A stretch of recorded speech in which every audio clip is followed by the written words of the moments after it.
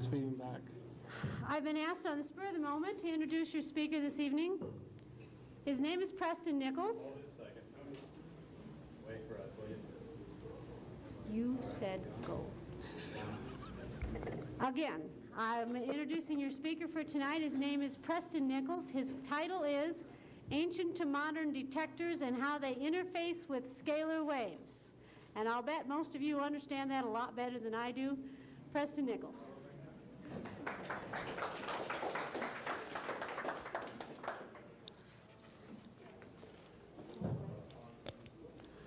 All right, this presentation is going to actually have three parts to it.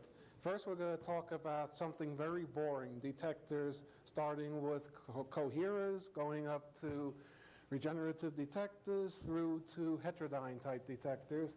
We have about roughly almost 60 slides of material from older textbooks, which will be included in the proceedings because they're out of print. You can't get them. You have to find an old library somewhere to find them, and they're not that readily available.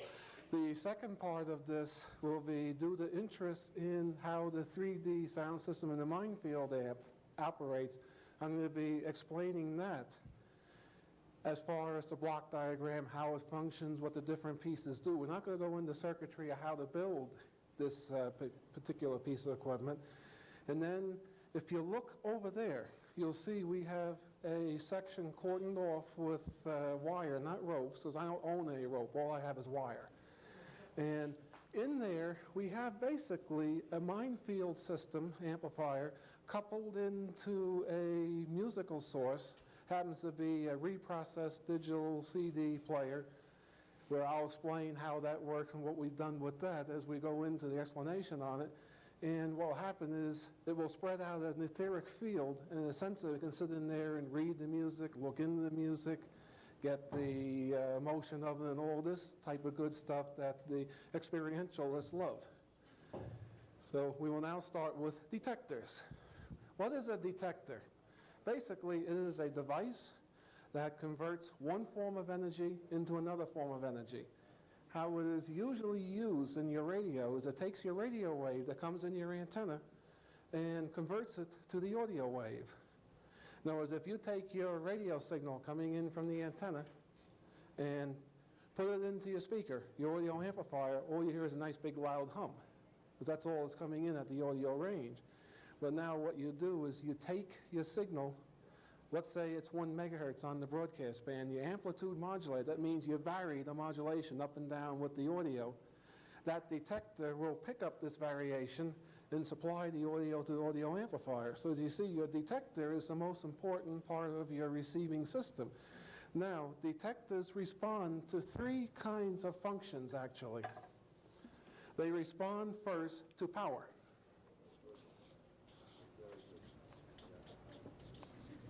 In other words, in this function, if you take the ordinary incandescent light bulb, hook it across your antenna, if you got enough energy coming in your antenna, the darn thing will light. That's saying there's power there. You just detected the power. You tell you got something there. This is generally what is picked up by the Hertzian receivers. Your radio, your TV sets pick this up. Although it's infinitesimally small, there is enough power there. Now, you have the next function is basically what I call a potential function.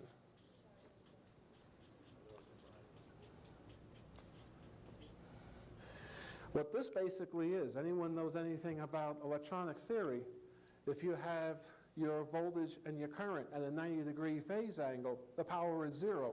So that's just potential. It's the potential to do power if you can rotate it back in. This is what a lot of people call a scalar wave, although technically it's not a scalar wave. Now the third kind of function is a time stress.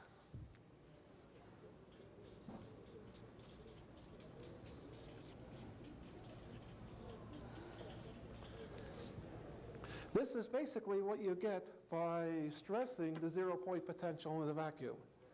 If you go through myriads of mathematics that Paul Dirac did in the 30s on electron activity in a vacuum, you'll see that he ends up at the end of all this stuff a function which is a function of time to space. In other words, it's f of t.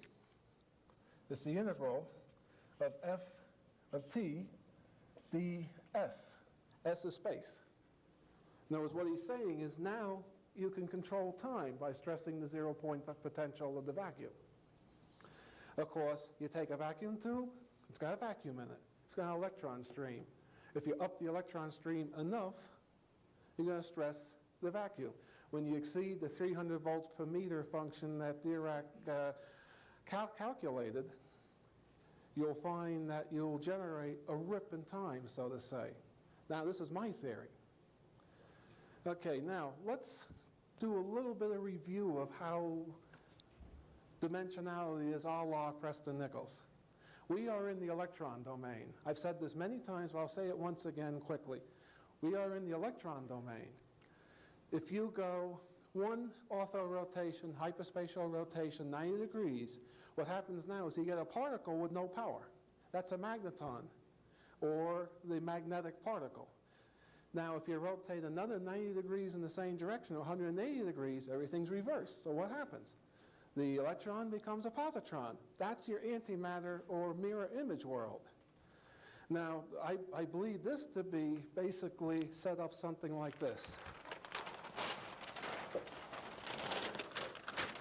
I like the Hindu diagram that I've seen. This is us, and this is them. This is electrons, I'll call that minus, and this is positrons. Now, around this, you have a shell keeping this separate. You know what happens if you bring positrons and electrons together? It all goes up in the big bang, and the whole thing starts over again.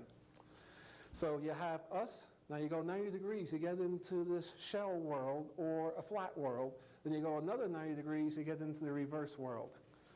Now, as I've said many times, you know, the power of a Hertzian wave is basically... Would you just pick that cord up junction and stick it in your pocket? Sure. If you take an electric field and cross it with a magnetic field, the complex conjugate, you get Poynting's vector, which is saying that the integral is equal to the power and the instantaneous power of the wave. And then you integrate that over the full time period, you get the power in a function. Now, he's saying E. He doesn't specify whether it's E plus or E minus. That's saying the wave is basically a cross between the electron and the magnetic domain. Now, all the math holds true if you use a positron. This is what is commonly called a scalar wave. This is your first order hyperspatial wave. This is what we call a potential wave. Okay, now, as I explained before, if you go here 90 degrees, you get into a domain with no power. And then you go 180 degrees, you're totally out of our domain. Now you got nothing but scalar cancel fields. You know, plus, minus, cancel to 0. All right, I gave you that little bit of background on electrical operations. Now, I will say this. Many people talk of scalar waves. What is a scalar wave? True definition is cancel fields. Now, I found so many people talking of scalar waves as being a catch-all for anything that's not Hertzian, is not a power wave. In other words, what's basically happening in this world is you draw a line here. This is Hertzian, all of this is scalar. It's not scalar. That's why I'm calling it potential and time stress. So I wish to clarify that point. Now we go into detectors. If we cut the lights off and we go over to the screen, we can start with our detectors. This is just a background information that I just gave you on what detectors do. No. Second from the end. Far left. All the way over. That's it.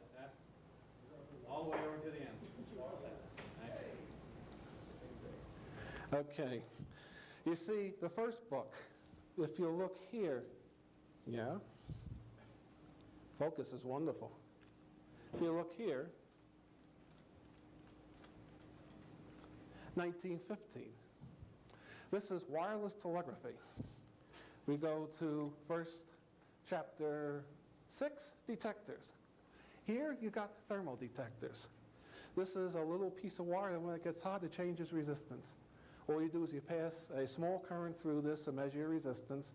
Then you put your RF through here. As the RF gets stronger, this heats up, and you got a detector. This detects power. This won't do anything for you in the etheric functions, or what's commonly called the scalar functions. You have many different forms, thermocouples. You see you have here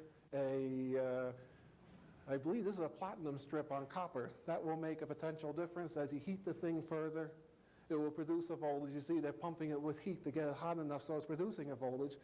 And by putting your RF across here, it'll get a little hotter, a little cooler, and you'll get a change in that voltage. And you'll get basic rectification. So, as it says here, you can read this in the proceedings, but basically they're saying the relative importance of a thermal detector is it tells you got power, that's all. That doesn't do you a hill of beans on your etheric functions. Now, the next class of detectors was basically discovered by Marconi. It's a magnetic detector. This is a simple, basic form of a magnetic detector. You got an input coil wrapped around an iron bar, an output coil that goes into your receiver or your telephone headpiece or your audio amplifier or whatever you want it. Now you take this piece of magnetic material and you spin it. What this is going to do is this is going to make and break a magnetic circuit. Due to the velocity of the magnetons flowing in here, this will actually generate a time dilation in here, and you will convert potential functions into a usable current that come out here. Of course, we have many different kinds of magnetic detectors. This is Marconi's magnetic detectors. The difference is it has like a tape running through it very slowly. Your input coil, your output coil, and he puts two magnets to polarize the thing. This is not well understood kinematically how this thing works. I believe personally that as this tape moves through, it is creating a magnetic potential field on the tape as it moves. And you're varying that potential field. So this will pick up a electric potential, or it's possible for a magnetic potential going directly in here to change it, the magnetic potential field. Now the next class of detectors is imperfect contact detectors. That's your coherer. What your coherer is basically is a glass tube, two plugs. These are conductive, maybe gold, silver, iron. Now, hung in between these, you put filings. What are the filings made of? If you read through this, you'll see that they use, I don't remember exactly what it is, but they use nickel filings, iron filings. They have formulas for this, and it just keeps building and building and building. And as you can see, you go through, you get different forms of coherers. Basically, what the term means is when the signal goes through, all these filings congeal, and all of a sudden it conducts. Of course, this is a one-shot thing. You have to hit the thing, to break the filings up, and then you're ready to receive another signal. Mercury coherer is the same idea, except they're using the molecular tension of mercury to change resistance as the signal goes through the detector. You have graphite and carbon coherers. That's basically a carbon microphone. You can use your telephone as a detector of high-level currents. You have a cross between a chemical detector and a point contact and a coherence. Who knows what that is. Back in these days, they had all sorts of weird detectors. Next is electrolytic detectors. They called them in those days anti-coherers because what happened is when the signal went in, the resistance would go up, not down. This, of course, is commonly talked in psychotronics as a psychic energy detector. I'm sure you've all seen somewhere the tube, the cup filled with salt solution with two rods sticking in it. You pass the current through it, measure the current flow, and as you concentrate, you can change that current flow. This is picking up a potential cloud because when you go to, that focusing is wonderful.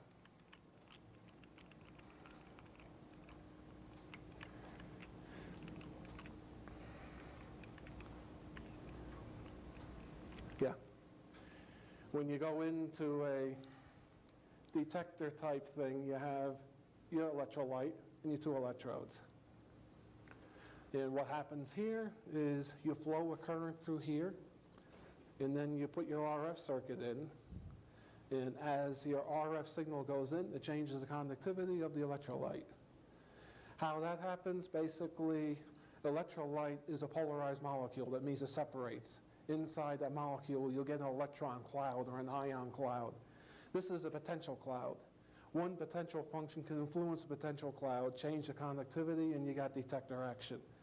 I'm going through first detectors, and I'm going to go deeply into what a detector actually does. You have the barometers, which is like another thermal detector.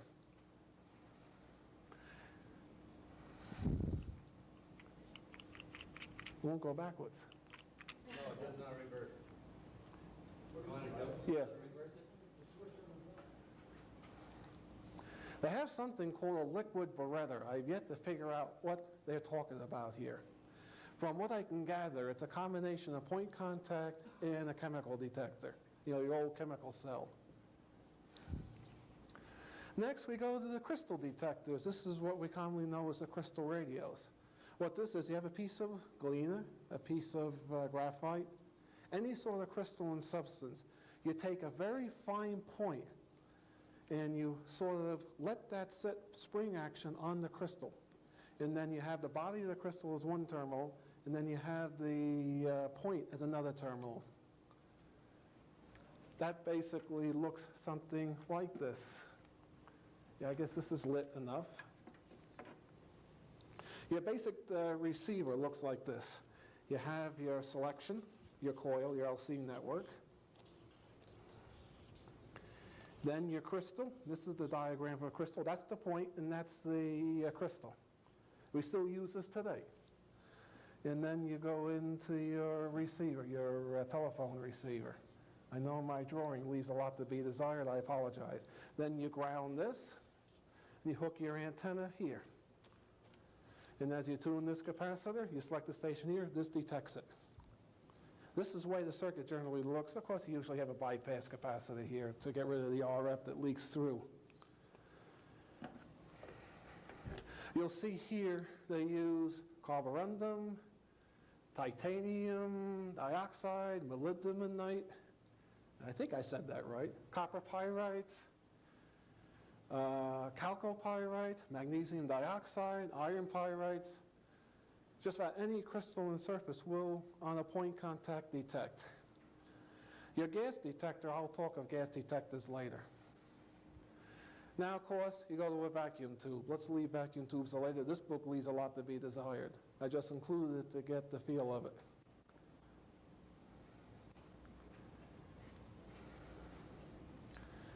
Okay. What is detector action? Here's your modulated waveform. These little pieces in here is the very high frequency radio frequency. This is the modulation envelope here. What you're doing basically is through some means, let's see if we can focus it a little better. Yeah, that's better. You take the carrier energy and you make it high on the peak of the sine wave and you make it low on the valley of the sine wave. This is normally your audio function. What you do, your simplest detector is just basically a rectifier. See, there's your tuned circuit, there's your diode, and there's your output. What you do, you take this, you chop half of it off, and then you integrate this thing, and you come up with a DC voltage that follows this voltage, as you see here. They took this, they chopped half of it off. All it is a common rectifier. Now, of course, depending upon whether you're using a point contact that generates a potential field around the point contact, or you're using a vacuum tube detector that generates an electron cloud, which is a potential cloud. This type of detector, a potential function comes through here, gets tuned, will affect the electron cloud, and you'll affect the output signal, and you'll get a variation due to the potential. Of course, in a vacuum tube, if you now feed a secondary signal in here, stress the vacuum, now you can pick up a time stress coming in here. So this type of detector is useful for most of the hyperspatial waves that I know of. There may be more. Hyperspatial waves, the order can go up many, many, many times. And again, you can see they're taking different functions and showing how they average out. I'm not going to go deeply into this. People interested can look at this in the proceedings. All these slides will be in the proceedings. I had to apologize for the smudges on the slides. It's clear. It's just I had reflections all over the place.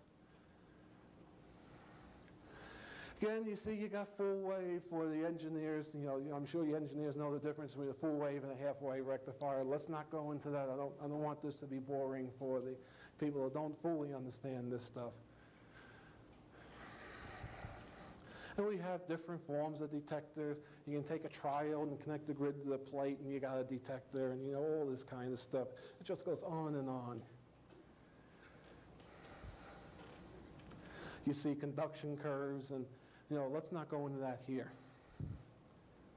RF filter circuits, that's something very strange in itself.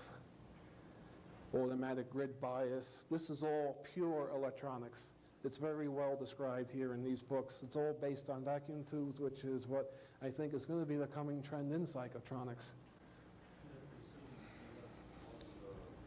All these slides will be printed in the proceedings just as you see them. Yeah, with all the captions and everything you need. As you can see here, if you take the grid of a vacuum tube, you got a diode, basically, from the grid to the cathode. You can set up this RC network, which the DC voltage or the detected signal will develop across the resistor capacitor combination. Now, that DC voltage will return to ground means now you're modulating the electron stream, and you got amplification here as well. You see you got many different ways of doing this. You can go to a triode, you can go to a tetrode, you can go on and infinitum with this thing. And you can see it does the same basic thing. It takes your modulated envelope, cuts it in half, and sums it. It does all the same thing.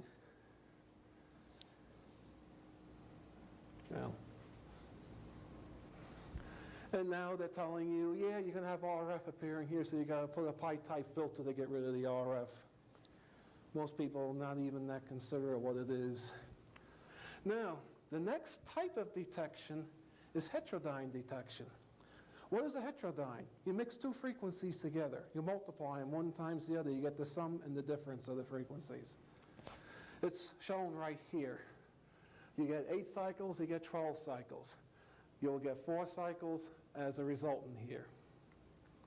That's what they're showing here. It's all explained very, very heavily in this book.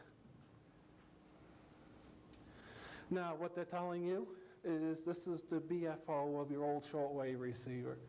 You got your AM rectifier type detector.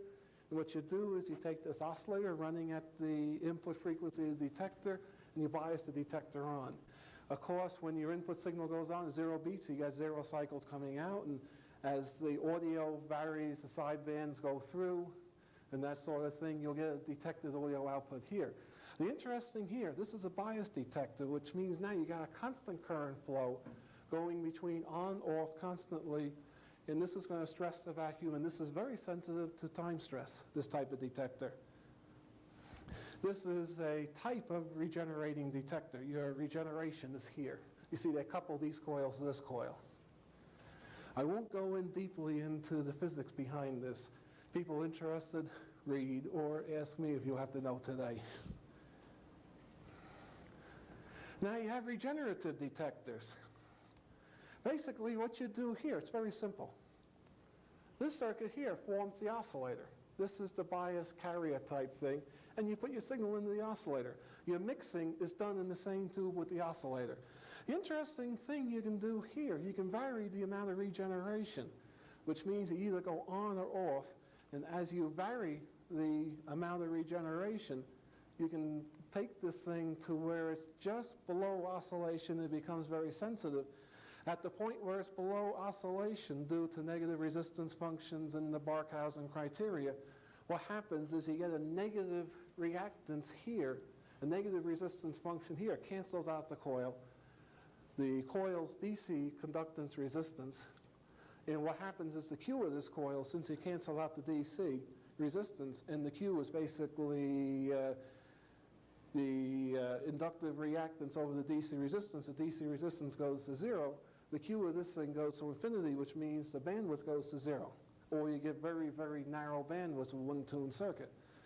But the interesting thing here is when you take this to where it's just breaking into oscillation, now what you got is noise spikes causing the tube to go into conduction, saturation, on saturation. Excuse me. Out of saturation, the tube cuts off. As I've explained in previous lectures, when you take a tube between cutoff and saturation, at that point you're really stressing the vacuum in the tube, and you're making the tube very sensitive to these subtle energy functions. This is why a lot of times I personally use a regenerative type detector, because the thing is constantly oscillating between saturation and cutoff, but it's not oscillating to the point where you lose the sensitivity of the detector like you do in a heterodyne type detector. Now, there are many methods for controlling the amount of regeneration. In other words, how much feedback from here to here. You increase the feedback. At some point, this tube's going to break into oscillation. As you decouple, it's going to break out of oscillation. They talk of basically, as you see in further slides, of loosely coupling coils, tightly coupling the coils. You can change the gain of the tube by doing many different type of things, which we'll get into a little later. Super regeneration. The old regenerative detector has the problem of basically running in and out of oscillation. The thing is very unstable. Major Armstrong got the idea, let's make this thing oscillate at a lower frequency and feed that in and cut the tube on and off. What this does is the tube never starts to oscillate. The minute the tube starts to oscillate, it's cut off.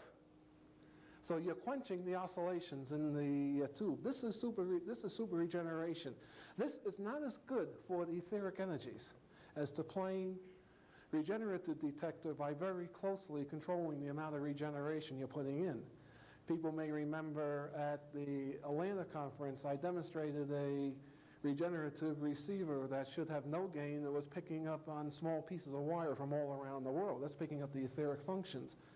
And as we ran the regeneration through, you got different portions of the etheric functions. I theorizing at this point, I can't prove it, that you're getting different kinds of hyperspatial waves as you change your regeneration. Regenerative or detector is very, very interesting. Autodyne basically is another form of regenerative detector. That's where you have a mixer and an oscillator and a heterodyne detector in one vacuum tube. It's the same thing.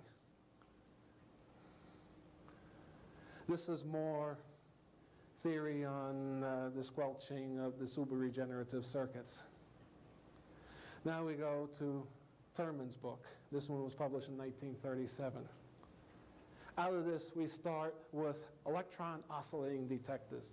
These are very interesting because here's the magnetron with circulating currents inside there. Now you get time warps besides time stress going on inside the circulating currents in a magnetron type thing. I have covered magnetrons before. Let's not go into it heavily here. But they're called electron oscillating detectors. And again, we show you two different forms for heterodynes. You mix this frequency, you get an envelope that shows you the mix of the two, and you get the sum and the difference here, this sort of thing. That's redundant to what I said before. This shows it better. This is more mathematics. Here, you got basically a tube with an oscillator and a mixer. This can be used as a detector. You can put your audio circuit here. In 0 beat, you got a heterodyne detector. Varying the coupling of this coil, you can make it a regenerative detector. Now, over here, you'll see ways to get back to regenerative detectors. Control the coupling. Or control the amount of plate voltage on the tube. This is the two most common ways of controlling regenerative detectors. You'll see I have a lot of information here for regenerative detectors, which I won't go through at this time, but people are welcome in the proceedings to read this.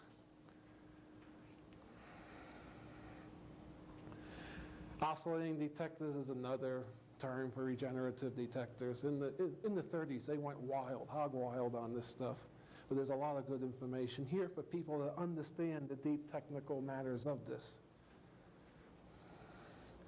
Super regeneratives are covered again.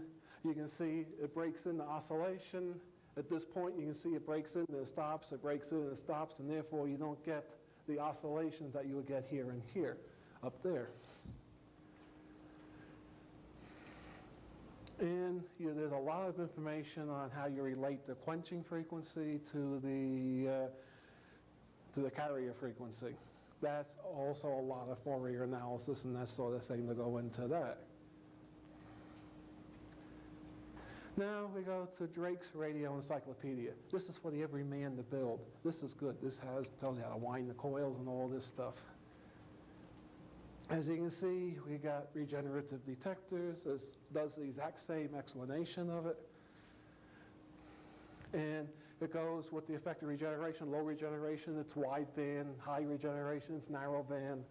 You can see this is taking on a much smaller chunk of the bandwidth. Now you see this is one method of controlling the regeneration as we see here. This is basically a feedback oscillator. By rotating this coil, you're changing the coupling of the coil, and you get more or less by rotating this coil. That's the tickler coil, they call it. You have an actual little coil inside the other one that you can rotate. This is excellent because this allows you to maintain the potentials in the tube and control the amount of regeneration, so you control the point where the noise voltage just cuts off and saturates the tube. It makes the tube very nonlinear and is very sensitive to etheric functions. Now you see, they take another idea. Put a resistance in series with the feedback winding. Make that resistance bigger, you got less feedback. You can do it by shunting it. It shows you how to wind the coils here. It shows you how to arrange them on the form.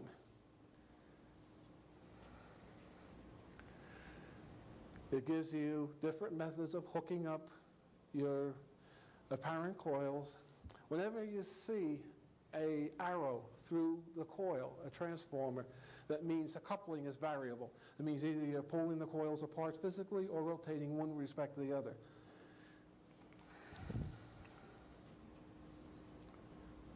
And it just goes on and on with different ways to control it. Here's an interesting one. You actually wind the feedback on a loop antenna. This, now you got a probe you can wander around with. And by controlling the feedback into the feedback winding, you control the regeneration. This is very good as a point source pickup. And you have all sorts of methods of showing how to make the feedback in the regeneration. Basically, this is for the technical people who want to be able to actually figure out how to make their own experiment with detectors. Of course, they show trials. There's nothing that says you can't put a tetrode or a pentode or a pentagrid tube in here and get the same results.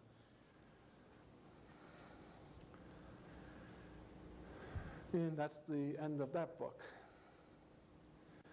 Now, that covers basically your amplitude detectors.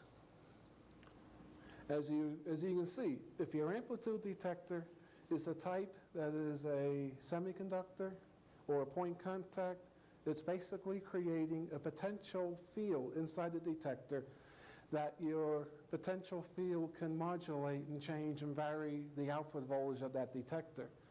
One thing I will go into here is the reason you have troubles with the grown, diffused junction type detectors. To make a PN junction, you need a P material and N material. What is that? P has a hole or an absence of electron, and N has an extra electron. How you do this is you take your crystal lattice, it's a crystalline structure, your semiconductor crystal, and you introduce into this an ionizing agent. You put maybe a sodium chloride or a arsenic atom inside the crystal lattice of the semiconductor. Of course, if you look at a crystal, it's always symmetrical. That's saying that ion can drift all around inside that crystal structure. What you're going to find, as your currents change, the position of that ion is going to change. Now, being that these etheric functions are very small waves, you know, where the phase velocity is zero and the group velocity is instantaneous, this wave now is almost like a liquid as it goes through the crystal, and as this ion moves around, it distorts it. This is one of the reasons solid-state devices do not process the etheric domain as well as they should. Of course, you can process and place the ion in one point in the lattice by putting a very strong magnetic field. But that, I feel it's more practical to use a vacuum tube. Okay, FM detectors. This takes a frequency shift as the frequency is moving around, frequency versus time. It converts this frequency shift to a voltage shift. You can see basically you have one network tuned at one frequency, another network tuned at another frequency. You tune one network above the carrier frequency, one network below the carrier frequency. When you're exactly in between, they will sum. You have one give you a positive voltage above, the other give you a negative voltage below. When you're right on center frequency, you get E1, that's 0 volts. When you go up, you now start to get more positive voltage than negative voltage. You get a positive swing. As you go down, you get more negative voltage than the negative swing. That's all this is showing you here in this vector diagram. As you swing this way or this way, you're changing the DC voltage along this line and the phase angles. This is the theory behind the discriminator. You can see this is the function here, the sine and the cosine. By controlling the sine and cosine and controlling the phase angles, you can get a phase or frequency sensitive swing. Now, you have to consider what happens if you take an FM detector and hold the frequency constant. What happens when a time stress comes through there? That time stress is going to sum in this vector diagram just like an extra component in phase. So it means the noise that comes in on an FM detector, that's time stress, that pure noise, provided the circuitry ahead of the detector can process the time stress properly. I include that because phase is time. Phase is a differential of time as the wave moves through time, moves through space. I include this for people to understand what's going on with FM detectors. And you can see you go on to tons of information on it. Huh? What year was the discriminator circuit first? Major Armstrong in about 1935 came up with the first actual discriminator. You can also take an LC network. You have the slope. You have this slope here. Let me draw it out for you. Can everybody see this? If you look here, this is the frequency, and then this here is amplitude. If you look at the resonant mode of an LC network, it does this. Now, if you tune the network so your center frequency lies here or here, what's going to happen? In this case, as the frequency goes up, the energy is going to go down. As it goes down, the energy is going to go up.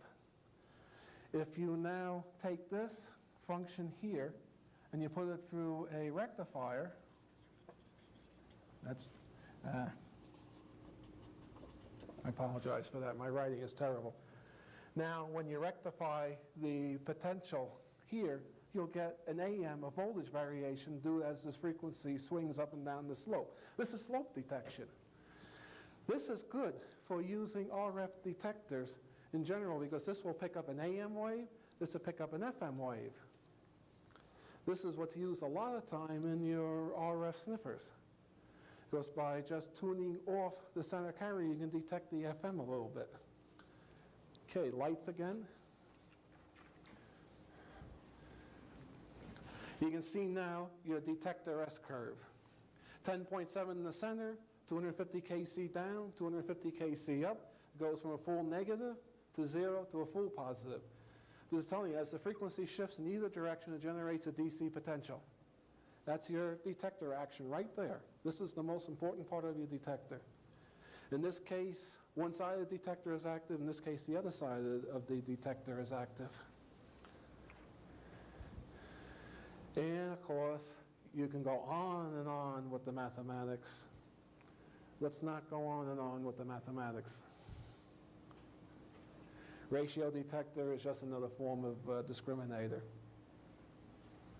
It doesn't show the ratio diagrams in this book. RCA never did. Yeah, it shows it here. See, here's one ratio, there's the other ratio. But this is very difficult to understand unless you understand vectors. And you got different kinds of FM detectors. They just go on and on again.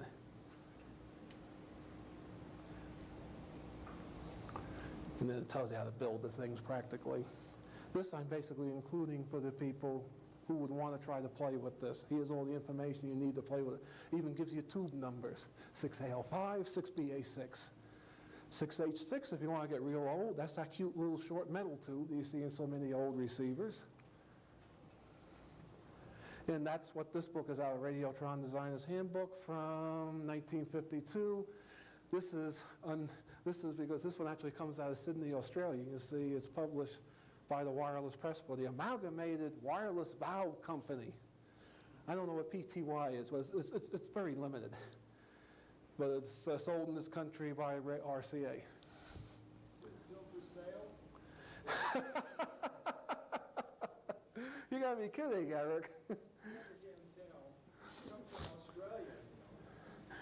I've called up RCA to see if I can get other versions of this. You see, I buy all my stuff used. That's the name of the previous owner, C. Weiss. Okay, that's the end of the slideshow. So let's turn the lights back on. Now to stress once again, you have three types of detector functions. Your power function. This is where heat or a realized power field varies some sort of a electrical potential in your circuit by measuring either resistance or the voltage generated.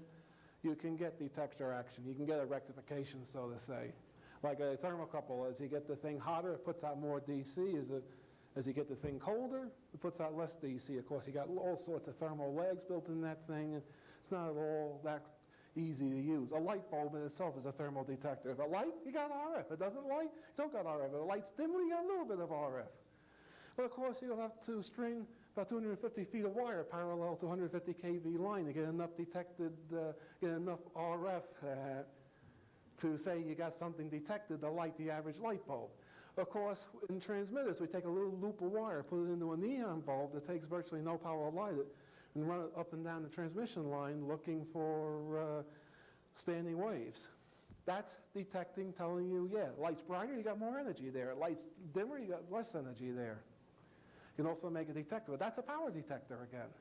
It means you have to have realized work to do that. Of course, since in the hyperspatial wave domain, we don't have any work. What good is that going to do? Nothing. You might as well take all those detectors and you know, circular file them. Put it in the write-only memory. Now, when you get into a detector that generates a potential cloud, either a magnetic potential or an electric potential, now this is saying you got a field, no power, but potential. If you can cross the two fields, your signal coming in you want to detect with the potential, and like in a vacuum tube or a point contact where the size of that potential cloud controls the conductance of the tube, now you can get a rectification from the potential to the DC domain or the power domain. And then the third case is when you take a vacuum tube and you stress the darn thing to the point where the vacuum is breaking down, and you start now to generate the functions where you get F of t with respect to space. Now you got time stress waves. And that, at this point, I only know of stressing a zero-point potential of a vacuum to detect. First you build a time stress field, and by mixing that time stress field, so to say, with the incoming field, you can get detector action just as you get with the electron or the magnetic potential detector. Only difference is you're now detecting time stress. Okay, that concludes, at this point, detectors. Now I'll have questions and answers on detectors. Are you saving this? Should I use a microphone? Yes, yes, Bill. Okay. Just a moment, I'll ring. The next step we'll take after this is I'm now going to go into how the 3D sound system works and what the theory is on that in the Minefield amplifier. That's going to be almost extemporaneous, because I Testing. didn't think there was that much interest in it, so I have to do it off the top of my head. If we have time, we'll include it in the proceedings. I don't know how my time's going to go. But on detectors, you can read all the information. I also have a very nice write-up here of how the different things detect and this sort of thing, the etheric functions, which is the same thing I've just said. Okay, first question.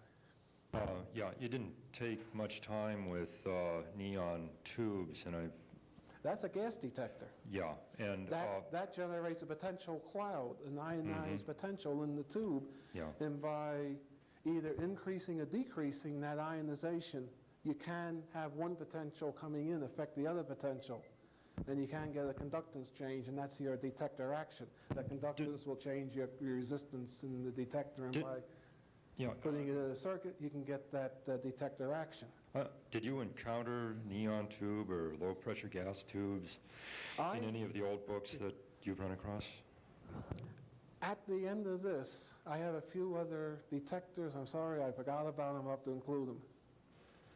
And then the second question, kind of related to Okay. that, is in 1983, when you were talking about T. Henry Morey and some of his work, Vic Hart up in Seattle, has been trying to build some of his tubes. He's always been working with low-pressure gas tubes, mixtures of noble gas. So was Tesla? Yes, exactly. And that's why I was particularly interested in what you might have encountered, say, since 1983, when you talked about Morey, and particularly Morey's detector for the radio, not for the power device, but for the radio and that energy. strange radio that seemed to be able to hear things without having a transmitter. That I know nothing of. Okay.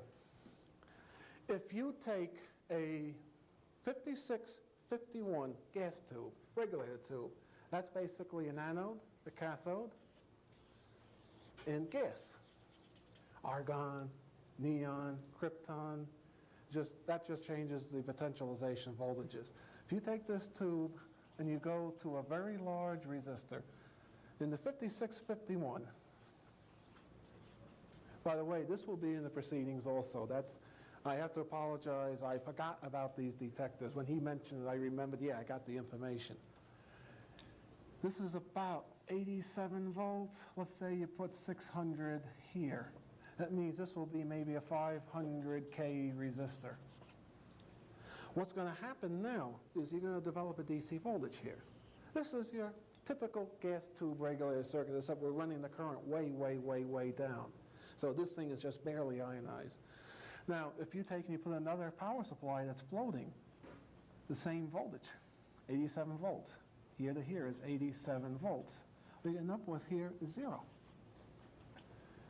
In other words, from here to here would be 0. Now, this tube has a peculiar property. If you shine light in this thing, it changes the voltage. If you put it in a magnetic field, it changes the voltage. If you have a psychic that projects well, concentrate on this thing, it changes the voltage. Thunderstorm goes over, it changes the voltage. So it means as the etheric functions, notice I use the term etheric functions as a catch-all, drifts through this tube, it's going to change the ionization potential, and you got great detector action here. Almost anything and everything will change the voltage coming out of here. Can you hold it just a moment while I change the tape, please? Now, what was that? I didn't catch that. Hang on a minute. Oh, okay. I'm sorry. I think a comment should be about the detection using what is 651 and whether it's a potential or a time stress. I don't know. I don't know. This is something I picked up empirically. How I found this was I had this silly little power supply sitting there that used the 5651 as a reference. And the darn thing was driving me crazy. I had psychics come through the shop. Every time they walk in, this damn power supply changed voltage on me. And I realized then, hey, we got something that detects psychic energy. Now, what in this chassis with this myriad of tubes is doing it? So we made an extension tube socket, a long piece of wire, a 50-foot piece of wire, pulled the tube out, plugged it in, took the tube over here. Here, concentrate on this. And I watched the voltage. Sure enough, I took the 5651 reference tube out of the power supply, had one of the psychics that no longer works with me on this concentrate on it, Sure enough, the thing went from 300 to 320 volts coming out of the power supply. That's the element. The pass tube didn't do it. The amplifier tube didn't do it. It was this silly little 5651, and after playing with this thing, I came up with this very nice circuit that seems to be sensitive to just about anything. You walk into a radio station with this thing, you'll see this voltage change all over the place. You'll see modulation appearing here, although it's all distorted. Because now you got the modulation as reflecting every other domain that this thing is sensitive to, all superimposing, and you're getting all sorts of Fourier transforms of the modulation being summed in on. You're getting differentiations, and the waveform that comes out of this thing for AM modulation is atrocious. But what we got here now is a thing you can put on the end of a probe. Yeah, there's something there. Yeah, there's something there. Yes, Eric? Do the 5651s that have the radioactive material Yeah, thrown they in, work very good. they work good. How about OD3s or OA2s? The sensitivity was not there. Any of the gas tubes that do it. But the 5651 is the radioactive one. doped 5651 or an OG3 from Europe Right. will do it very sensitive. Now, you can also take this, and in place of this, put another 5651 into a differential amplifier. The reason you want to do that is this thing is normally sitting in an etheric field. As the etheric field changes, this thing's going to drift. Now, if you reference this to another, they'll drift together. Now you got one tube sitting in a box here, sensing the overall background etherics, and now you're sitting over here walking with the probe. Now you'll see the difference from here to there. And that could be something very much like this. You just put another 5651. I'll just draw this the tube. And you come out with your 87.5 volts. Of course, here to here is nothing. And of course, now you have to put means to vary one voltage or the other to balance them out. When you do that, you now got a differential detector.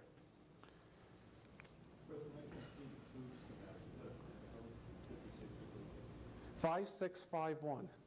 Yeah, I mean, what kind of tube is it? It's one of those gas regulator tubes. They call it a voltage reference tube. Although I found those things drift more than an OA2. I'd rather use an OA2 than a 5651 because everything under the sun affects the 5651. It tells you in the tube manual to shield the tube against magnetic fields, against light, against changes in heat. Why they call it a voltage reference, it's beyond me. But that's what they call it. Now, let's hold the questions for... The 5651 was found to have the least amount of voltage variation with respect to current variation flowing through it. That's why it was chosen as a voltage reference tube. It's a military preferred tube. I know Because it's a of military preferred that tube. particular function, if you have a change in power supply and the current ends up going through the reference tube, it holds a much more constant. But Well, they apparently usually- forgot about the external influences, as you're pointing out. Yeah. What they usually do is they have an OA2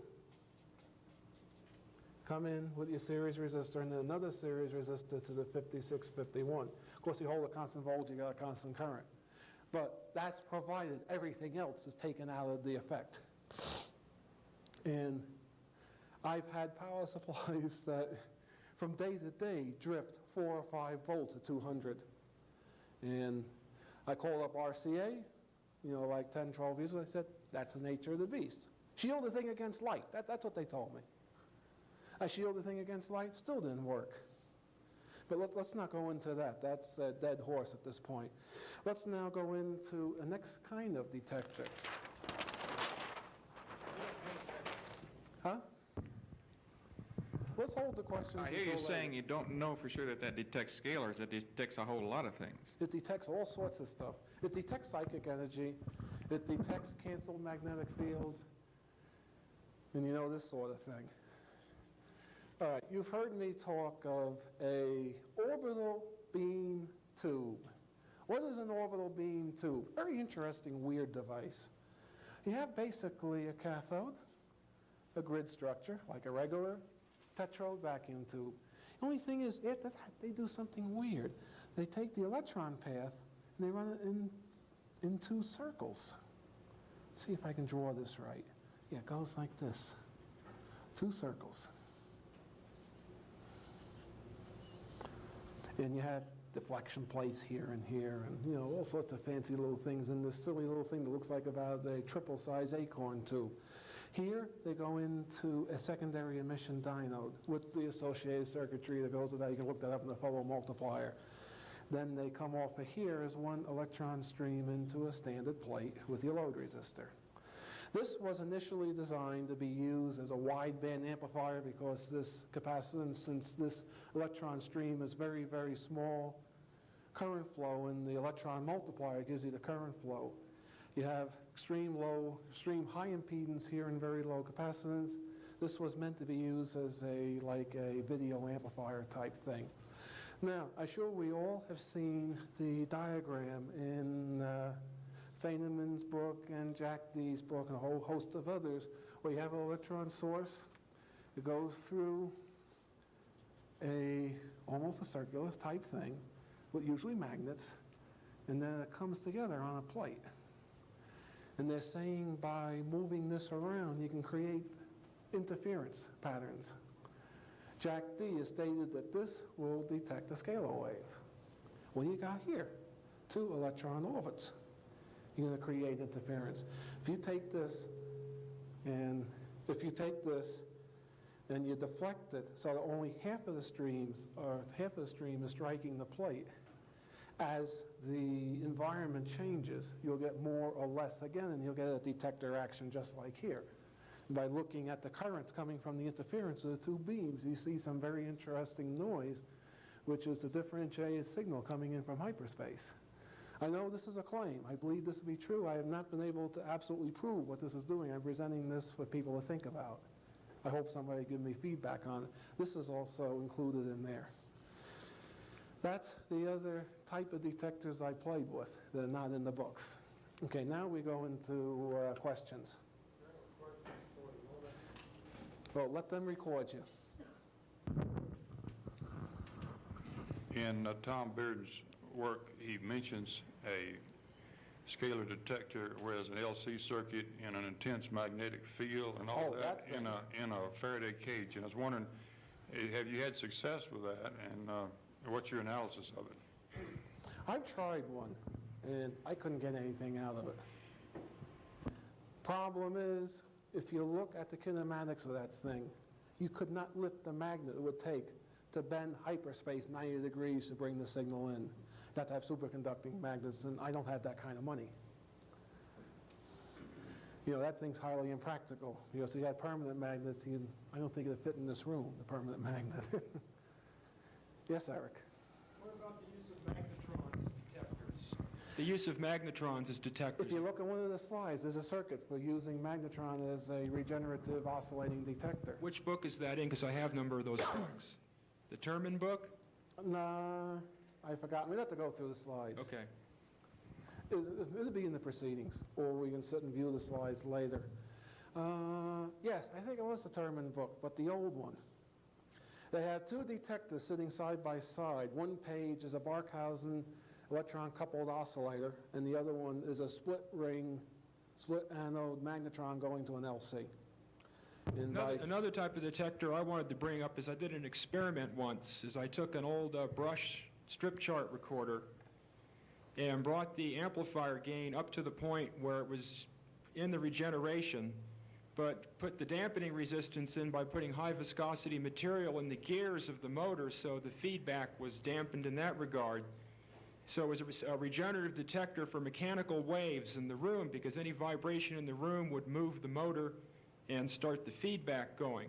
But what I used as a quench for the thing is a photocell catching scattered light off of eucalyptus trees in the wind.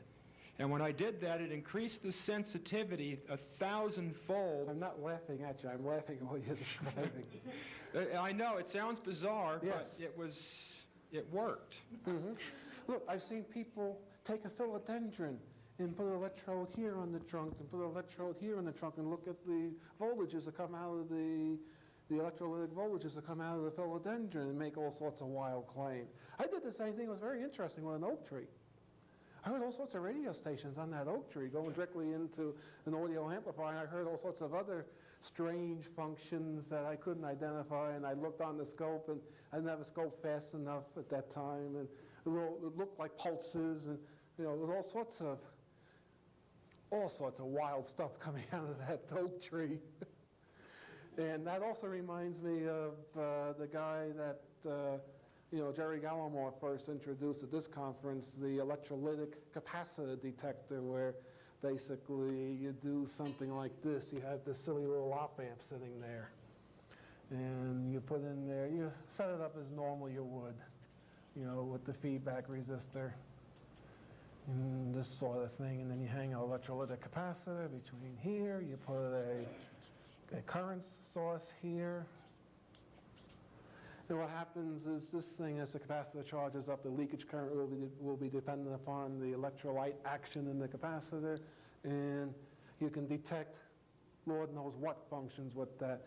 Some fellow with a strange name, Koloniak or something, wrote a very nice article on the same thing in Popular Electronics, and this sort of thing. Now, the interesting thing, what's the electrolytic capacitor? It's a roll. What do you think happens if you squash this roll? It changes the capacitance. The power is 1/2 CV squared. You change C, you're going to change V. Now, what happens is a gravity wave comes along and hits that roll. It's going to distort the roll. So now you got a gravity wave detector as well here. What's interesting about that is if you use a light capacitor or a more linear type of capacitance, it becomes a velocity of light detector. That might be. That's that I haven't the checked question into. that exists. Now, the use of electrolytic capacitors, that gives it another type of detecting ability, Yes. such as the detecting ability you discovered last night in your amplifier when the electrolytic capacitor invariably detected that the lightning storm was in progress. Yeah, and the electrolytic capacitor, I ain't going to play anymore. I'm going to short. But if you use a linear capacitor, being that capacitance is in the dimensions of 1/c squared, any change of velocity of light in the space bounded by the capacitor's plates will come up as a displacement current. That's very interesting. And what you can do is attach that thing to a strip chart recorder, and you have an apparatus which I refer to as the cosmograph, in distinction to a seismograph, which I encourage people to build and I can start understand observing. what you're talking of with the velocity of light changing the leakage through the capacitor. That's the way I'd look at it. Not the leakage. I know what you're saying. Right. It's not the DC leakage. Right. It's the displacement current coming out of Ampere's law. Is it Ampere's law? Maxwell. Maxwell, yeah.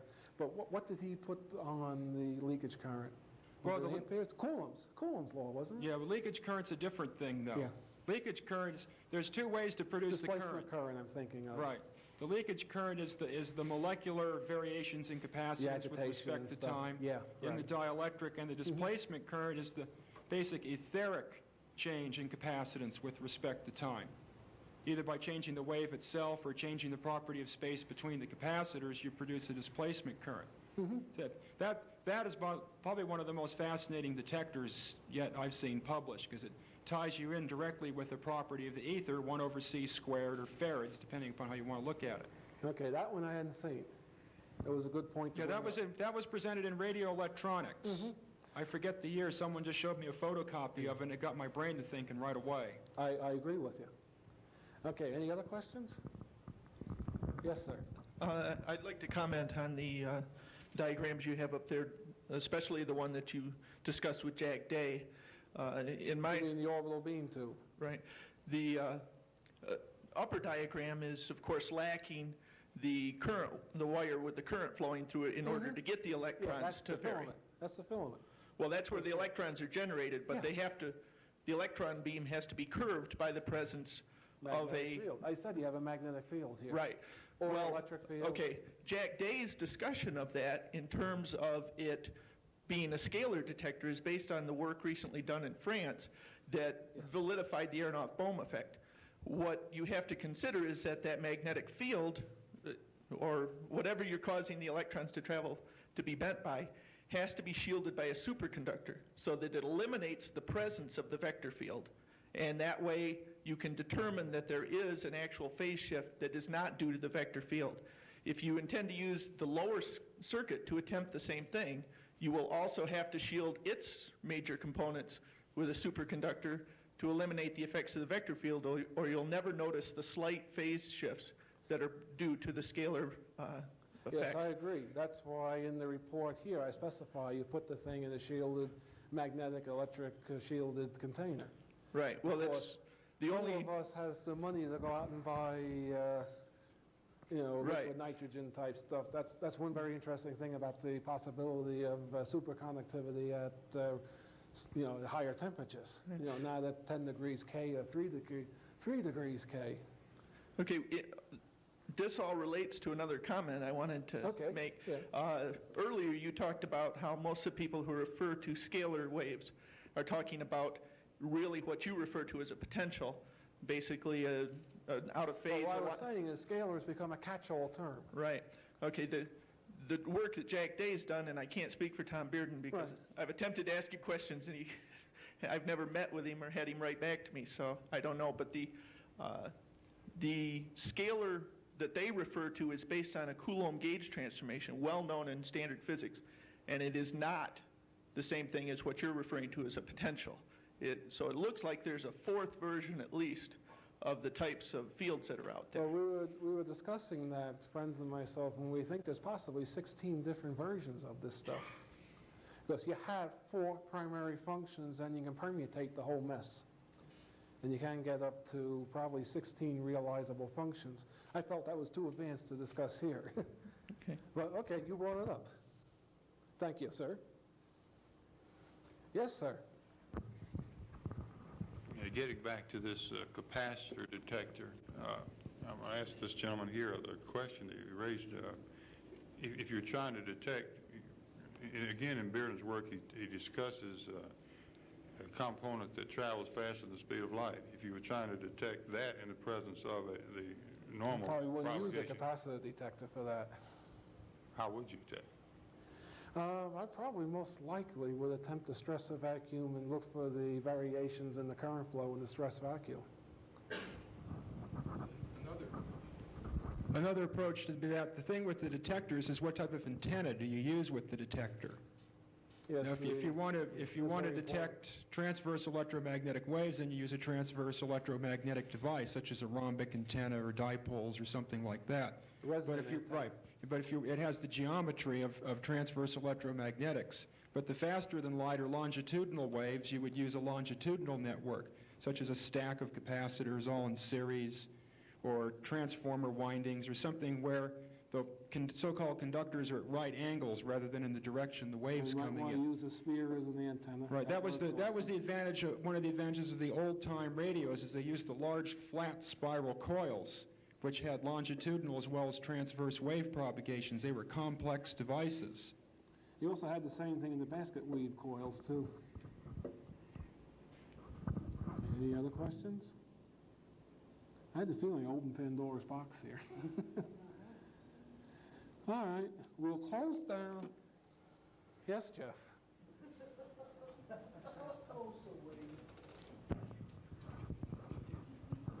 How close are we to a reliable hyperwave detector that could be production built? I don't know.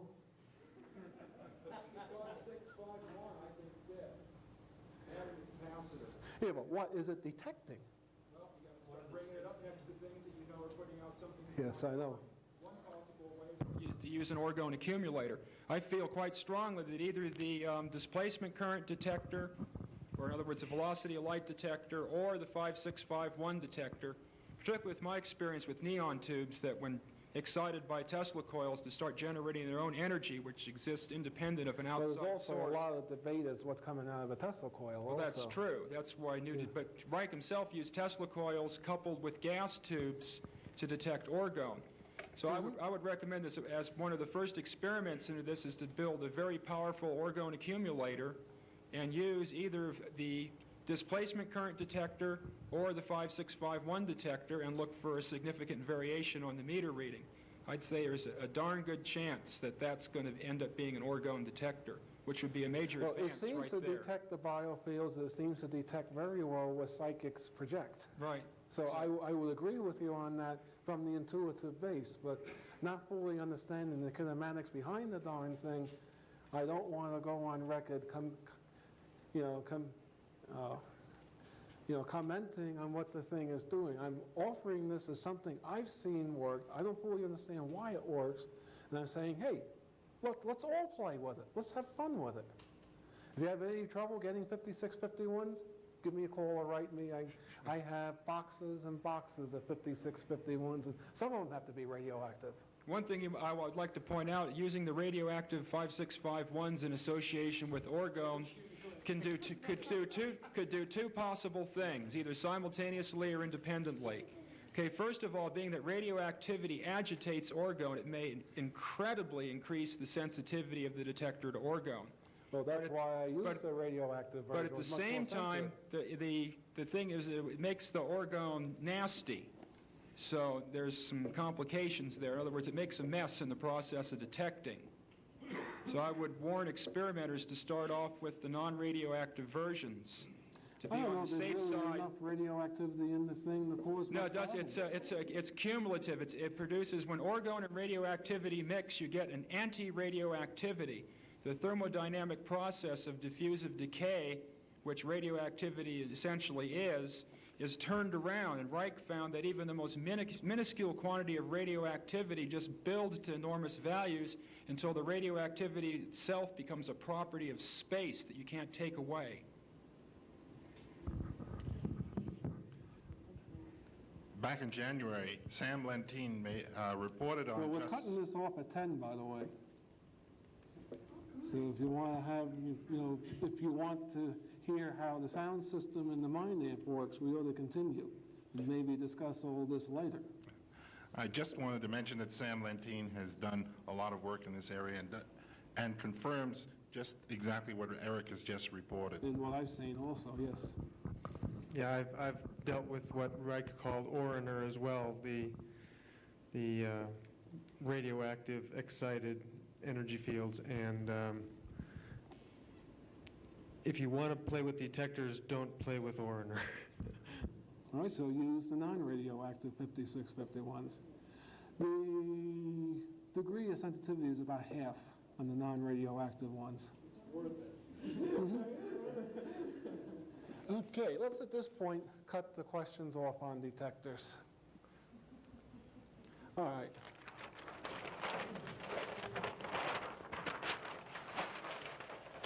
All right, I'm going to go through this once more again, how recording processes have hyperspatial energies on them and how to recover them. This is not the minefield amp at this point. This is the 3D sound system. All right, if you have a microphone, we'll use as a model the dynamic microphone, the one with the moving coil in it, or a moving ribbon, or whatever you want to say. I can tell you condenser mics or electrostatics mic work just as well, but we don't have the math to, relate the two. But we do have the math to relate the magnetic field. If we go back to this diagram somewhere here, where is it? The Hindu thing. Yeah, yin and yang. Okay. Our minds exist in them as well as us. But it exists on the subconscious level. Any good parapsychologist will tell you that. Now, as I stressed before, you can have a cross-field product here, a pointing product here, you have a pointing product here. Now, being that the magnetic field is the coupling between these two functions, that's saying the magnetic field is the bridge from here to there. Now, as a coil moves, as it accelerates and decelerates, it creates a very slight stress or warp in this wall, allows the energy to come through. Well, now, our biofield has a high component. The etheric field has a high component leakage back and forth. So what this is saying is that energy here, wave propagation here, will end up as an image here. This is what most people commonly refer to as a scalar wave. Let's not start debating on what is a real scalar wave. I'm saying basically what most people call a scalar wave, psychic energy, orgone, who knows, it may have this as a component. I feel that psychic energy in orgone, of course, has many more components than this. But what is happening as that coil moves through, it makes little bridges between the domain where you end up with on the output of the wire coming out of this microphone. I don't know whether this is dynamic or not, but let's say it is. You have the electron stream, which is the compressions and rarefactions moving the coil, generating the electricity that flows through the wire, the real power stuff. You hook up to another microphone, put this in a noisy room, and listen to the other mic, and you get a transfer of sound. That's real power. Also, you have the etheric currents coming out on the wire as well. So it's saying, wherever this goes, you got etheric current, you got electrical current. Now, when you record this, what happens? Now we go multidimensional, which I don't want to discuss the authorization to go multidimensional or not. I don't want to get into that bucket of worms. I know there are people here that don't believe in multidimensional stuff. But let's say we have multidimensional stuff. So what this is saying is this recording, laser disc, magnetic tape, phonograph records, whatever have you. It has an image in this domain also, as well as here. It has an image in the magnetic domain. That means that in our domain, the electrical representation of the sound pressure wave gets recorded. Layered on top of this is everything else. Tom Bearden, in one lecture many times, talked of years ago that either everything is there or nothing is there. That has been a theme that's pervaded through these conferences. I believe that myself. So what that's saying, now you got this recording that in all the other domains, everything's there. Now, of course, the average player, what does it do? It plays basically, I'll move back so it doesn't howl. What does it do? It picks up whatever the variation that creates, the light or the magnetic field or the squiggles on the record, converts it to electrical energy. Now, let's say you had a pickup that was capable of also picking up the etherics, which, as it turns out, most of the pickups do. Coming out of the pickup, you have the etheric, which is a catch-all term for everything, or scalar, whatever you want to call it, and the electrical representation of the compression sound waves. Now, on the normal recording, this etheric is all distorted. It's all phase, different frequencies, different phases. Let's say you had a device that could pick up this etheric signal, rephase it, bring it back in, so now it's aligned as it originally was. What you would have then is going out of your recording system, you would have basically this line. Now, just as the microphone picks up the etheric function because the coil is moving, and as it accelerates and decelerates, it generates spikes and such of etheric. Your speaker does the same thing. As your coil is moving in and out with the correlated audio signal, you only need about 30 or 20% correlation to get it. You'll also get the same etheric energy coming out of the speaker. Of course, if you have an amplifier system that responds to all these things, such as a vacuum tube system, it helps. This is basically what the 3D sound system is. If you go into a recording studio, I spent many years in a recording studio, take the output of the microphone, put it into a good push-pull vacuum tube preamp, into a good vacuum tube power amp, and go into stereo mic, stereo amplifier, stereo speaker. Sit there, point the speaker so that the vectors cross at 90 degrees, and I think we all know what that means in geometrics. You put the mic so that they cross at 90 degrees, and this is what a lot of recording practices do to get the good stereo imaging, this way in the orchestra. If you use two mics, that's why I like two mics. When you start mixing, now the first track that's laid down appears up in the ceiling, and it goes down as you get less and less mixes. As you get to a closer track to the real time, you get a time that the time becomes a spatial height placement, as well as getting the placement of the height of the original orchestra. So it's saying, now, when you listen to a live performance, you hear binaural in your ear. You get all phasing and all that stuff. But also, your ESP senses will pick up all this biofield that this thing is spewing out at you. Your aura, biofield sensors, ESP, that's a detector. Now, if this is correlated to the sound field, what will happen is it will fill in the extra dimensionality that's missing from the binaural recording, and next thing you know, you got point source surround sound, such as I have here. This is my theory. Of course, we have nothing to prove this, just that you flick the switch and the thing works. This is the theory I build around what I've observed. And someone can prove to me that that theory is wrong, we'll look for another theory. Remember, true science changes every day. As you find something that says, whoops, you got the wrong theory. You consider that and go to a new theory. Lord knows, my theory has changed from year to year. Now, what is the mind field amplifier? Let's say you can take this amplifier transducer system that's sensitive to etheric energy and projects etheric energy. Let's say somehow you could have a sensor that picks up the etheric energy, and what you do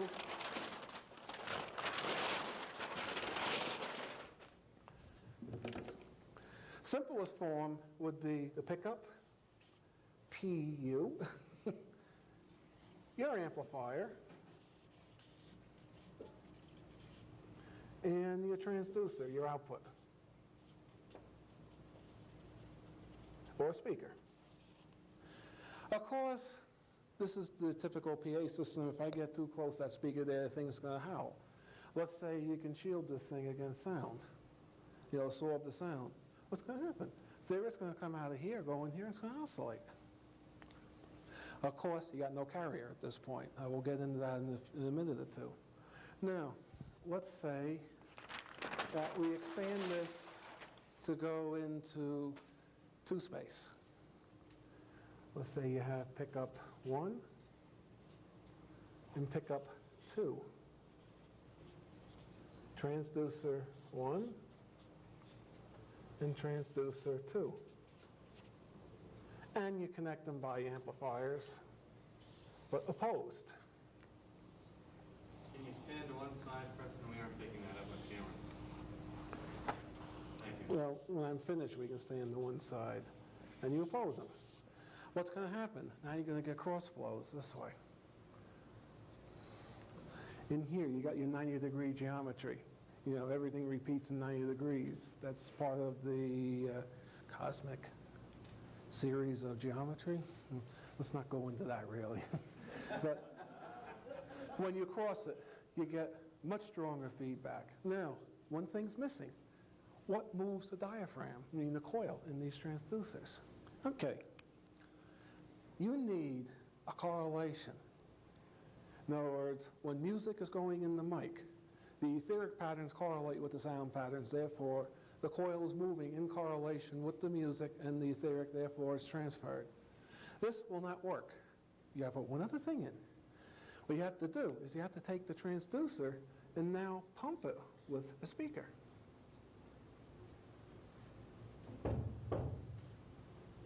Yeah? Yeah? Hello?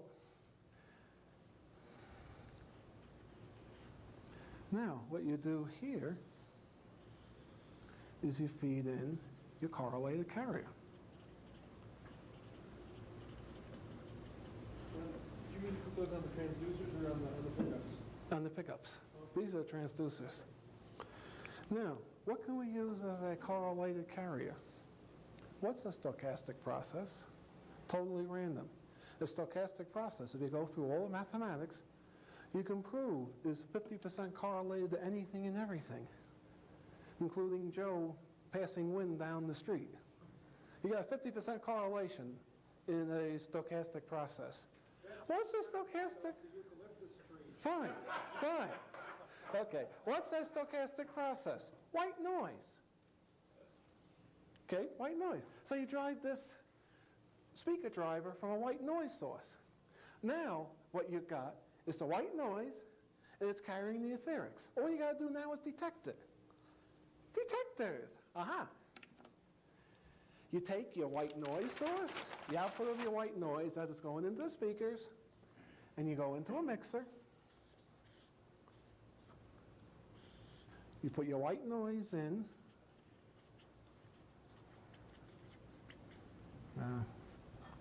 And then you take your output of your pickup and you put it into the mixer. What's going to come out here? A convolution of the white noise and the input signal.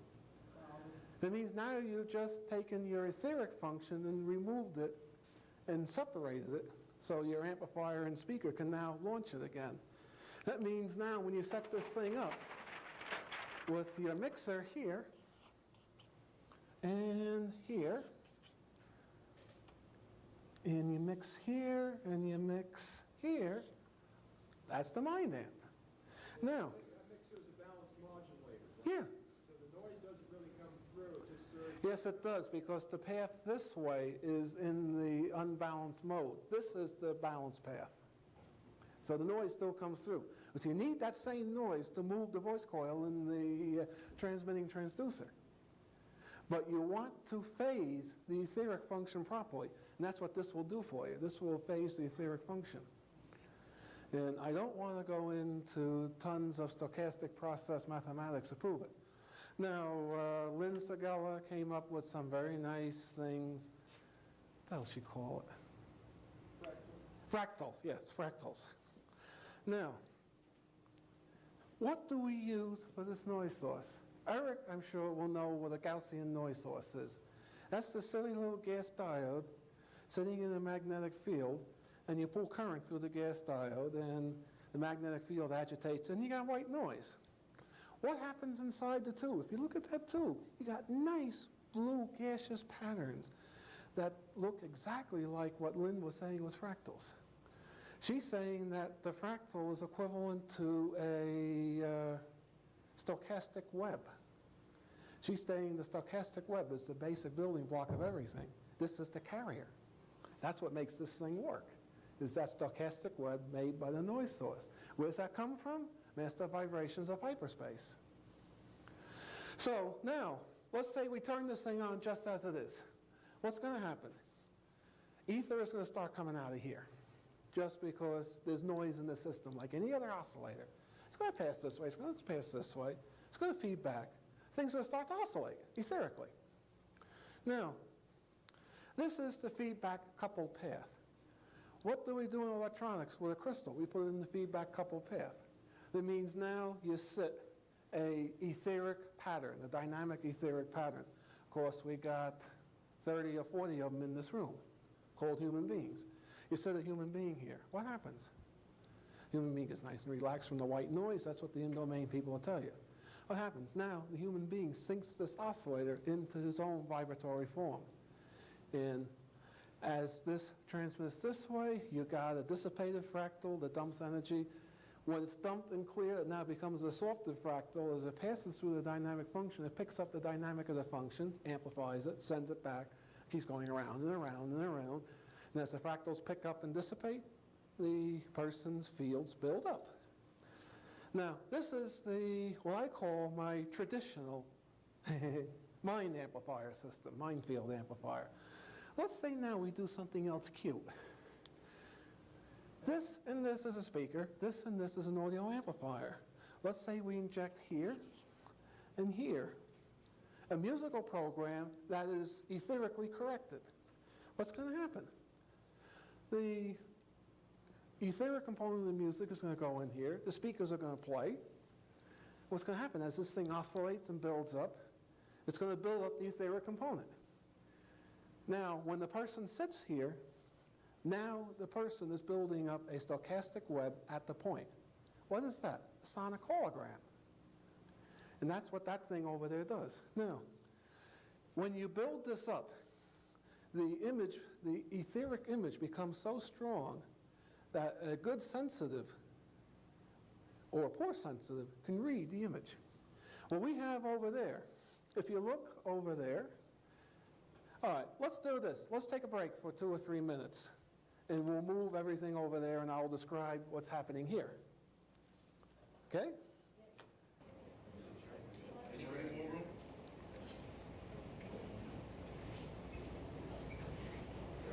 You can go all the way to the white wire. Yeah, this seat is just outside the field.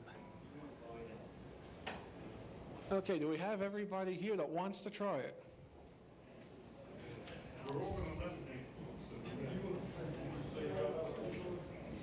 Huh? We will. But first I want to describe what's going on here. Okay, we back on the air? Okay. This box here, this has a microphone element, a group of microphone elements arranged in a very strange esoteric pattern. And on this side and this side is a speaker. That box, same thing. There is the speaker amplifier for the output. Now, if I bring up the noise source control, there's your white noise driving the speakers in there. Now, also in this chassis, this bottom chassis, this upper chassis is power supply. If you look through the, you can look later, you'll see I got a Gaussian noise source, a 6D4 and a magnetic field, and a push-pull 6AQ5 10-watt amplifier driving the speakers in there. Also, that goes into the balance mode input of the push-pull balance mixer preamp that's on this using 6L7 Pentagrid mixer amplifiers. 6L7. 6D4, that's a gas triode. Yeah, it's a gas triode. That's what's commonly used in the Elgin Co.'s, I think it's Elgin Co. Gaussian noise source. Use all 3 electrodes or just 2? I think they tie the grid to the plate. And they got a nice big series resistor, and they pick the noise off the plate through a capacitor. Very common stuff. In fact, I took the noise source tube and magnet out of a General Radio Gaussian noise generator. So when we turn this on, you got white noise. Okay, hold it. Now, of course, we bring up the other channel. You tap it. Comes out there, PA system. Someone can tap that one, you hear it come out of there. Okay, you can see it's hooked up just as I diagrammed there. Okay, now, before we play any games, we have a very interesting device, which this lecture's not about, but we'll use. This thing creates an orgone wave that clears the room. You want to flip the switch, Duncan? Sensors will feel something coming out of that box in a minute. We're now clearing all the garbage vibes out of the area.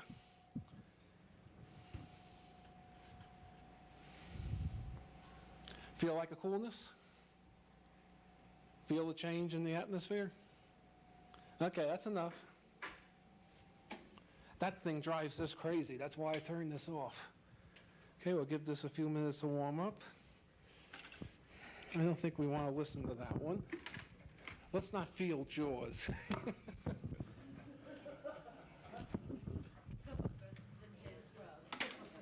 I have a very nice, bland, relaxing, great recording here.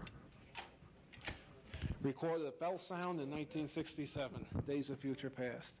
Okay, let's bring the noise up. Just a little bit. Now what we'll do is I'll bring it up slowly, the feedback. Do we have any actual sensitives in the audience here? You feeling anything, Peter? Yeah, what I feel is, when I was sitting in here before, your things... Are you feeling anything now? Yes, okay. What I feel is a very gentle kind of collapse, which makes me feel like my whole system is relaxing. Okay. Now, let's put some music into this.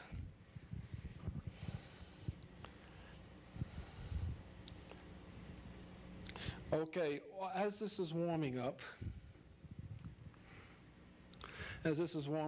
let's have a quick little discussion on digital. What happens when you sample a function? You turn it on and off. That means you got here, them, us, you got them down here on the zeros. Let's say you have a system that processes the zeros instead of the ones. The zero carries almost all pure etheric energy. This digital system, I'm using the zeros. I'm not using the ones, and it has entirely different integration function, which means with the digital, we can recover the hyperspatial wave almost 100%, in integrity. And anyone wants to discuss further, I'll be happy to sit and discuss further how you process zeros instead of ones. That's a lot of Fourier transforms, and stochastic processes do that also. It relates to the exact same thing that Lynn was talking of. Okay, let's put some music in.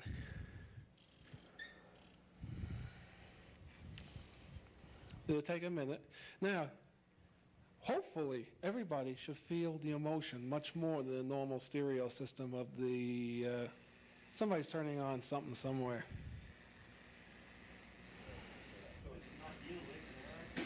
Somebody else has got a Tesla coil going this time. It's outside.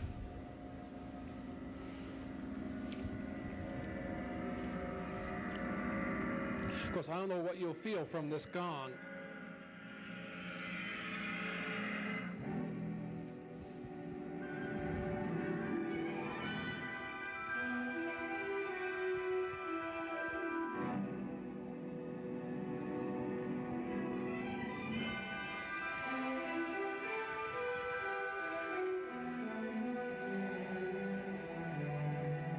See, now I'm bringing up the gain of the feedback.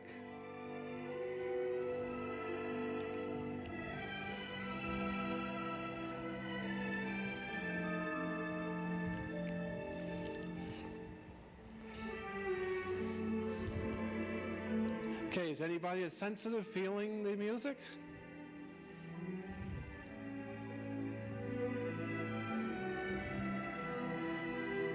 Everybody else just sort of float along with it. You'll get it.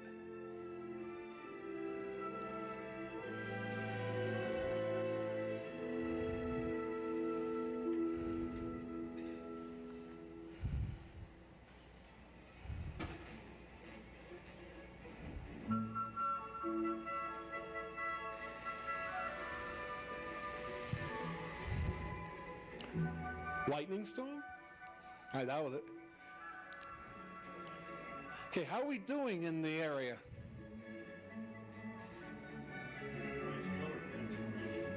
Huh? Uh-huh.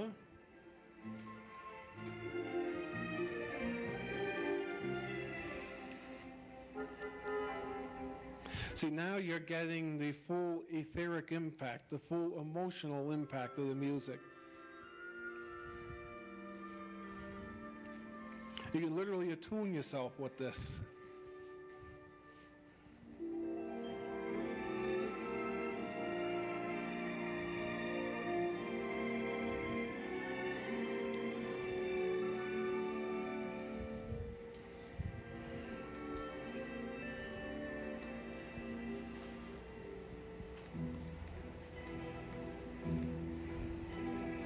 I'm sure we all have listened to stereo before, and you can probably characterize this to normal stereo.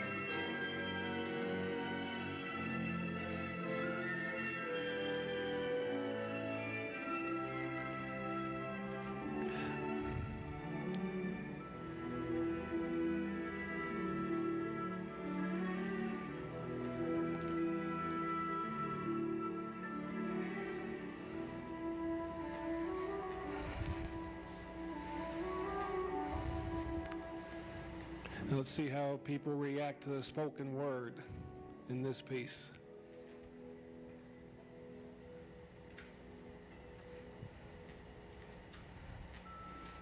Cold-hearted orb that rules the night, remove the colors from our sight. Red is gray and yellow white, but we decide which is right, which is an illusion.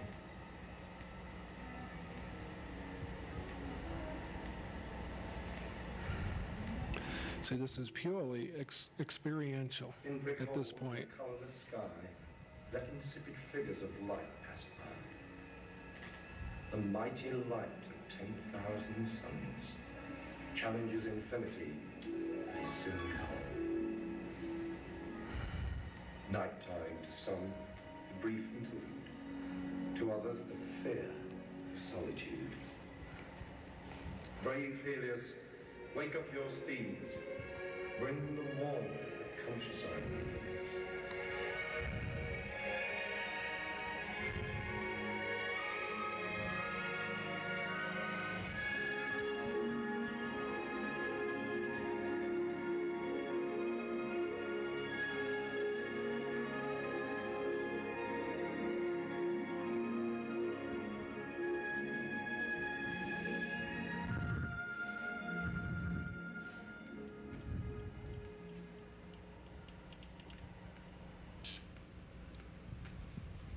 Okay, what we'll do is we'll now pass the mic around and have each person give his own impression. I'd like to have you characterize this as what you would normally expect of the system, of a sound system. I'm not normally extremely sensitive to music. This particular thing gave me a peaceful feeling, but I got quite a visual impression, almost kaleidoscopic, changing patterns, and towards the end there I noticed they'd slipped into a linear patterns, and the colors seemed to segregate much more clearly.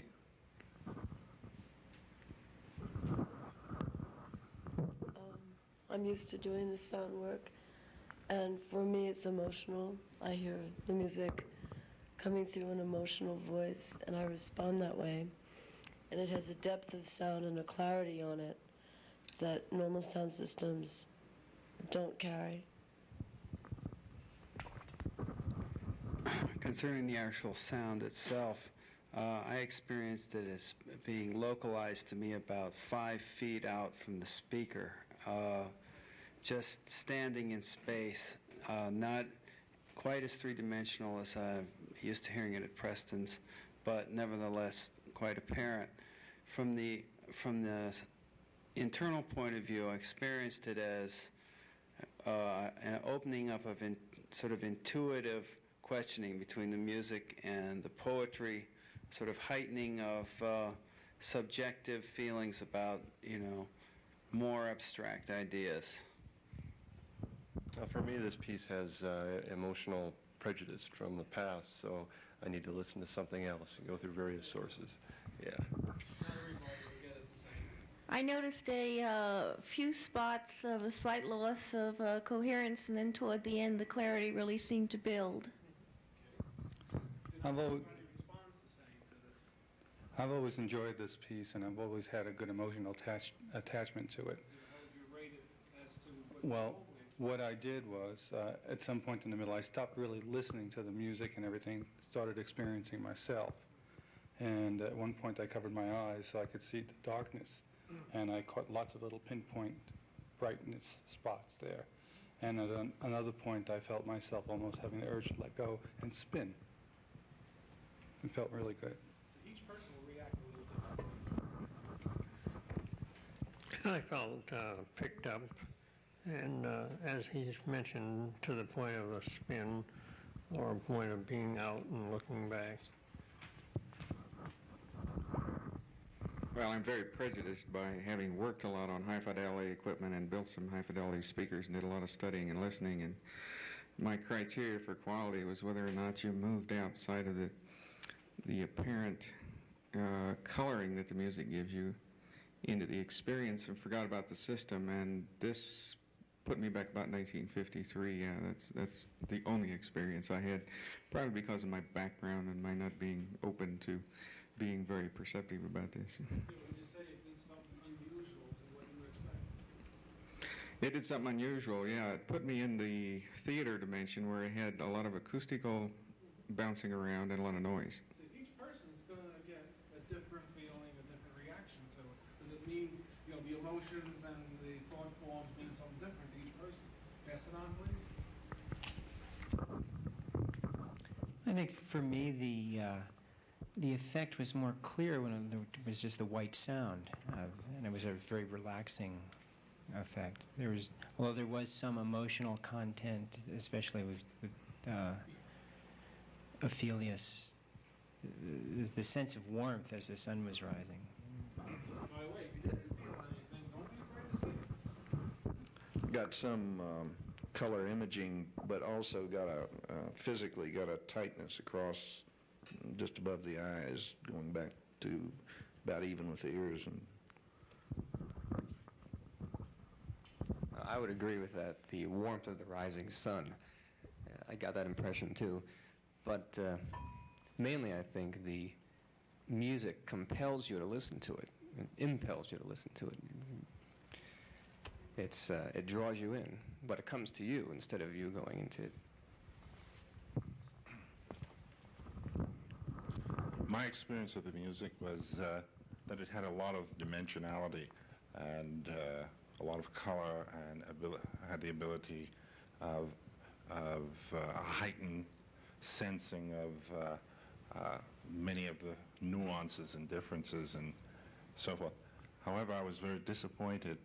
I've experienced the biofield projector in which the music, which was an earlier version of this, the music, I felt it internally inside. This time the music was outside of myself.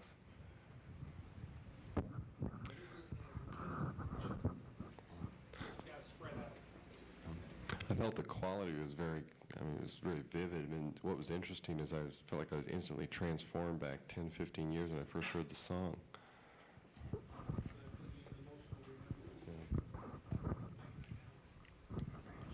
Yeah, fidelity was very good. Sometimes the clarity sounded a little better than other things I've heard. I tend to notice kind of a constant or static pressure in the air during certain periods of time. Yeah, I experienced almost a levitation type of thing. Like gravity didn't have the effect on myself that it normally would, like when you're in a plane and it dives. And the music was a lot clearer and a lot crisper and a lot more open, like in a hall, than I expected out of those speakers.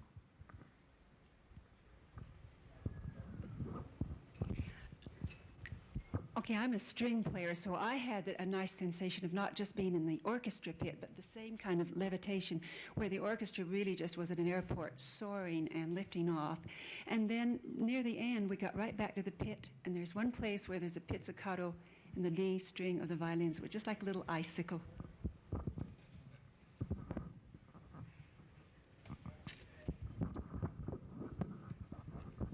During the playing of the music, it completely put me in a different geographical location than here in this room that I can't account for. And when I finally heard the portion of the piece that was the poetry or the oration part, then I realized that I was back here in the room.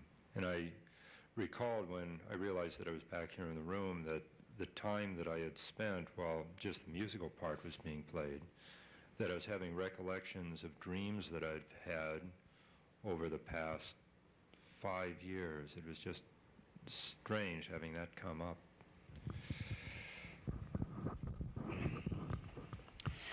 I didn't seem to get any particular feeling from the music, but I seemed to get more relaxed.